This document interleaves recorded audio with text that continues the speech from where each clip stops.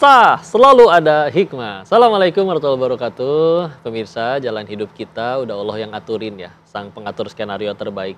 Tapi, Masya Allah, ada yang menurut kita kayak ujiannya berat banget dengan segala macam permasalahannya. Kayak narasumber yang Koko hadirkan hari ini, dengan perjalanan hidupnya yang mungkin bagi kalian gak kepikir gimana bisa ngelaluinnya. Tapi sekarang lihat, Insya Allah ya, karirnya dari yang pernah kayak jualan donat, jadi OB, terus akhirnya sekarang sudah jadi konsultan, kuliah di kampus yang bagus, punya ilmunya. Dengan punya ilmunya itu sekarang orang nyari untuk mendapatkan nasihat dari beliau, Masya Allah.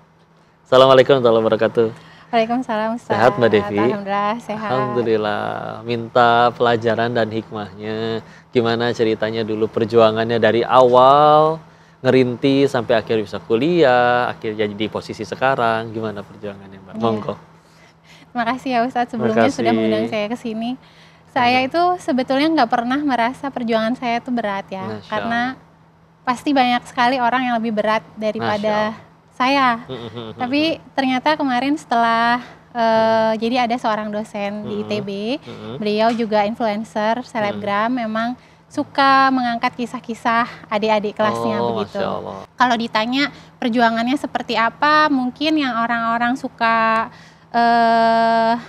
apa ya, Masya Allah bilangnya gitu ya, kayak nggak makan 3 hari dulu pas waktu kuliah. Berat itu termasuk. Berat itu termasuk. Cuman itu tuh hanya terjadi di awal-awal aja. Kita kan sebagai manusia diberi akal ya sama Allah. Ketika nggak bisa makan, ya bagaimana caranya biar bisa makan. Kita keluar dari tempat tidur, dari kosan, apa kira-kira yang bisa kita manfaatkan di luar sana. Gitu Ustadz, ada yang jualan donat, jadi saya pikir kayaknya bisa nih saya jualin dari situ. Jadi apa aja berarti yang pernah teh jualan donat? Jualan donat kayak saya kuliah di ITB, di Masjid Salman itu ada ibu-ibu yang biasanya menyediakan donat berkotak-kotak gitu kan, ada juga di sana. Itu biasanya untuk danus perkuliahan. Tapi waktu itu saya danus diri sendiri, dibawa 6 kotak gitu, dibawa ke kelas, atau kalau nggak habis saya ke kelas-kelas lain nunggu di depan. Kemudian kebetulan juga saya dulu kan membantu keluarga jualan di pinggir pantai. Itu banyak kerajinan-kerajinan manik-manik, terus yang dari kerang. Itu saya bawa dari rumah, saya masuk ke mall-mall. Meskipun saya juga waktu itu takut ya, kayak mall itu kan sesuatu yang istimewa sekali buat saya dulu. Jadi masuk, mau nggak kalau saya titipin kerajinan-kerajinan tersebut, kayak cincin 750 perak gitu saat yang saya jual. Terus sempat dapat info juga yang sampai sempat tinggal di atas got, itu gimana ceritanya? Iya, jadi saya kan asalnya dari Jember. Orang tua saya atau orang-orang di Jember itu memang kebanyakan kan merantaunya ke Bali. Iya, lebih dekat.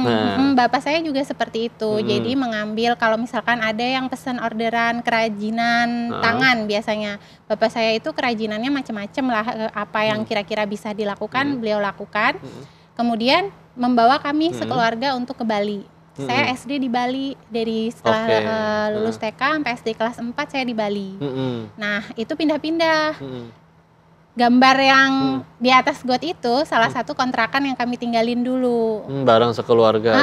Berapa bersaudara Mbak? Saya 3 bersaudara. Jadi berlima di sini? Enggak sih, tapi waktu itu baru saya sendiri kan. Oh iya, belum lahir anak pertama.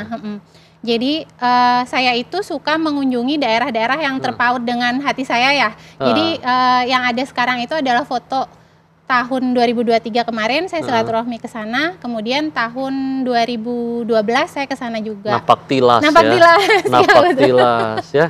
Terus gimana itu kan berarti kan titik terendahnya ya Allah namanya belum seperti sekarang ada momen nahan lapar sampai 3 hari.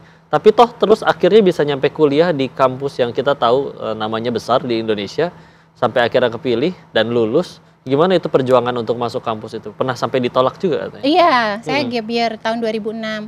Kebetulan saya memang selalu juara umum ya, karena memang mengusahakan itu waktu sekolah SMA. Jadi SD kelas 4 saya sampai SD kelas 4 di Bali, kemudian mudik ke Jember, tinggal di rumah nenek, karena mungkin bapak saya mikir nggak worth it lagi nih di Bali.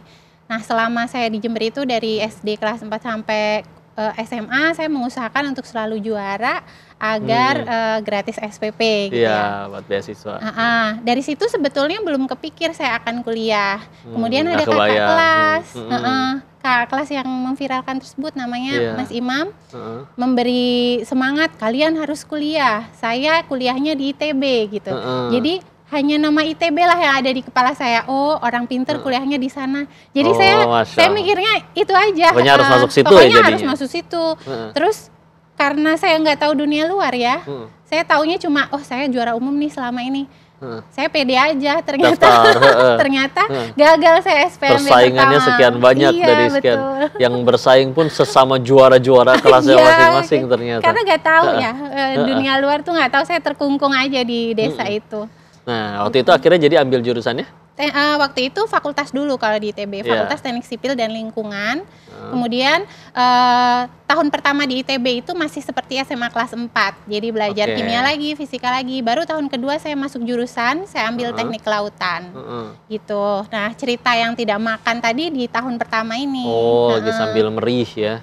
Masya Allah, luar biasa. Terus akhirnya beres, lulus, dan akhirnya sampai dapat penghargaan nih. Penasaran kalau ceritanya, tapi nanti ditahan dulu biar supaya pemirsa penasaran juga, supaya pada tahu juga ya. Penasaran sampai akhirnya jadi konsultan dan dapat penghargaan dari yang tadi nahan lapar 3 hari. Jangan kemana-mana, tetap di SAS, selalu ada hikmah.